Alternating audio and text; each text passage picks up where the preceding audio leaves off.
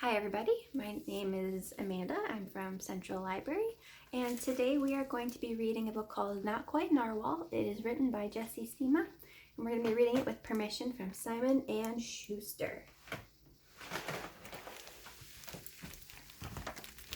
Okay, personal fave, Not Quite Narwhal. Kelp was born deep in the ocean.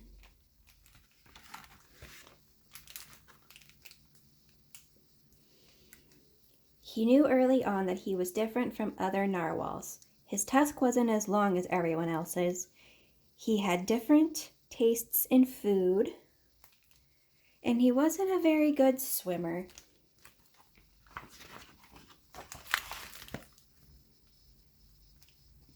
But his friends didn't seem to mind, so Kelp decided he wouldn't either. So he has good friends.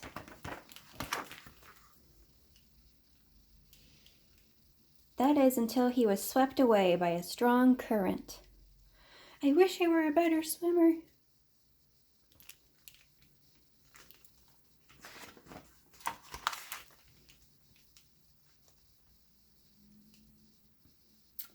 Kelp found himself at the surface, closer to land than he'd ever been before. And high up on the cliff, he spotted a mysterious, sparkling creature. It looked so familiar. It looked like Kelp.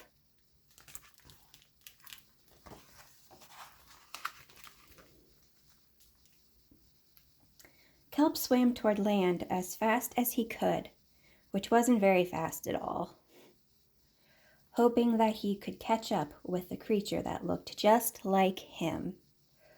When he finally reached the shore, Kelp felt a little bit anxious. He had never left the ocean. He was nervous about walking for the first time, but land creatures made it look so easy.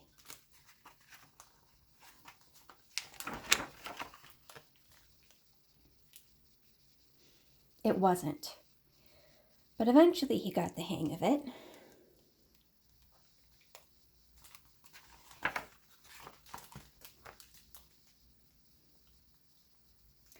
Everything on land was strange and beautiful, but also kind of scary. Kelp began to think he might never find the creature that looked just like him. But as he stumbled out of the forest,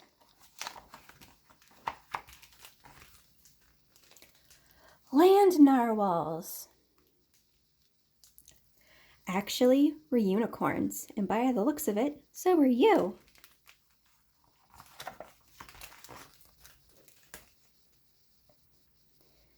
Kelp had never heard of unicorns before. They taught him all sorts of new things about his tusk. We call them horns. Wow! And they showed him how to gallop. There was no doubt that Kelp was in fact a unicorn. He was having so much fun that he didn't want to leave.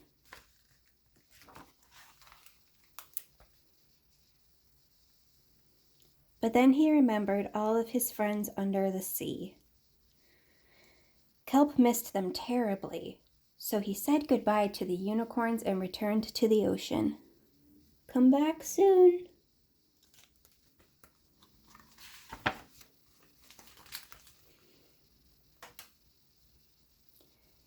Kelp swam toward home as fast as he could, which wasn't very fast at all,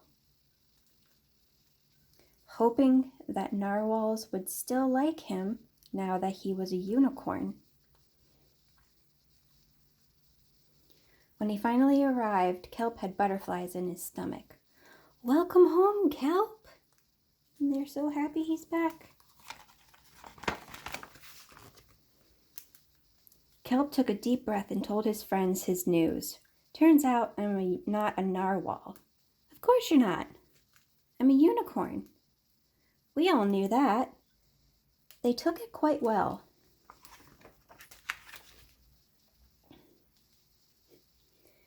Kelp was happy to be home, but now that he'd experienced life on land with the unicorns, he couldn't seem to forget them. Did he want to be a land narwhal with the unicorns or a sea unicorn with the narwhals? He couldn't decide. But then he realized that maybe,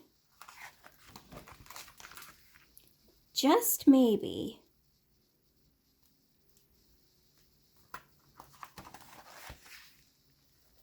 he didn't have to choose.